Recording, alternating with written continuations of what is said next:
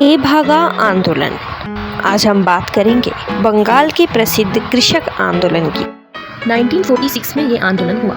जैसा कि हमें पता है, जमींदारों की वजह से बहुत युग से ही कृषकों पर अत्याचार हुआ है। तो ऐसा ही हुआ था तेभागा आंदोलन के कृषकों के साथ। ये कृषक जमीनों में फसल फलाने के लिए अपनी पूरी मेहनत लगा देते, लेकिन फिर भी इन्हें दारिद्रता, अपुष्टि, बीमारियां और दुखों का सामना करना पड़ता। इसके लिए जिम्मेदार थे जमींदारगण। ये कृषक जमींदार और जोतदारों के खेतों में काम करते थे। ये भाग चाषी या बर्गादार नाम से जाने जाते थे बंगाल में।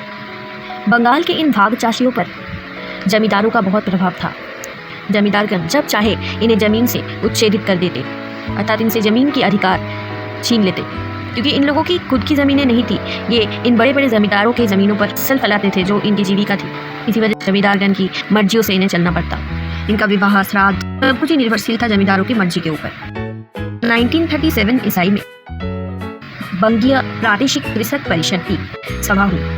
वहाँ जमींदारों के खिलाफ आवाज़ उठाई गई और कृषकों के हित में बहुत सी दावियाँ की गई। बंगाल मंत्रिसभा के सदस्य फजलुल हक ने कृषकों के लिए ऋण के सूद की सर्वोच्च सीमा बांध दी थी या निर्धारण कर दी थी।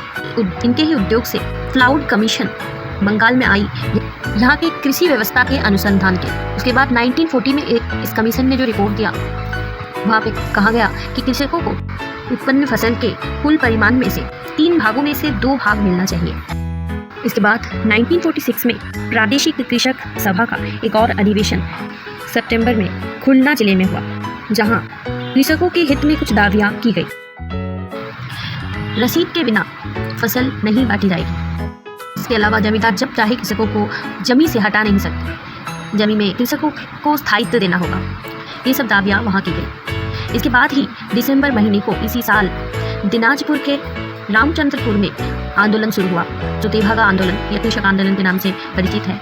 ये आंदोलन धीरे धीरे वहाँ से पूरे दिनाजपुर में फैला और उसके बाद खुलना, मेदिनीपुर, छत्तीस परगना इत्यादि स्थानों में फैल गया। ये नेता, इस आंदोलन का नेतृत्व जातीय नेतृमंडली के हाथ में नहीं था।